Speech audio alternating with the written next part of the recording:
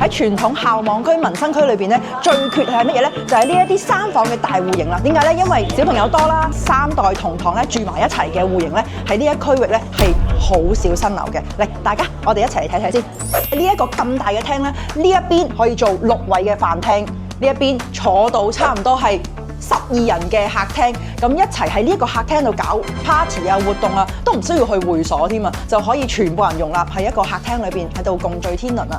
咁入嚟呢一度咧，直行去最尾一個咧就係一個主人房嘅空間啦。咁呢個主人房嘅空間咧有好大嘅景觀落地窗，而旁邊咧就有梳妝台同埋衣帽間咧。呢一個房間喺而家嘅面積階段嚟講咧，可能你要買到2-3千尺嘅單位咧，你先會擁有到咁大間嘅主人房咯。睇埋個廁所先。咁個洗手間上面咧，佢哋配備嘅用料咧都係非常之靚嘅，全部咧都係國外嘅名牌啦。你睇一睇佢個熱水花灑嗰個系統咧，都係一個比較特別嘅牌子嚟嘅。咁咧2個嘅小朋友房間咧，佢哋做咗2個設計啦，就係有一半嘅床咧就會褪咗比較近嘅窗台嘅，咁但係咧都唔會話去跨過個梁咯。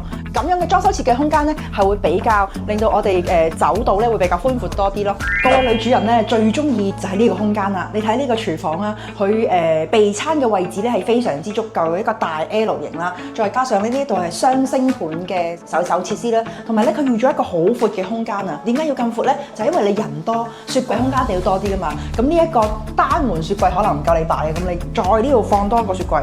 fit 晒喺高士德雅廉房區最缺係乜嘢呢？就係私家車位啦。呢一度咧，東方角都有188個私家車位，而家佢配比咧可以做到1:1.2嘅。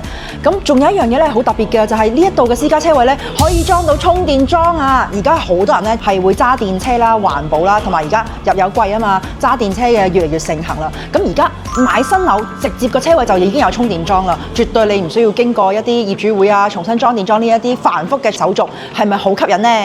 如果大家有興趣嘅話，歡迎喺下邊 PM 留言俾我啦，拜拜。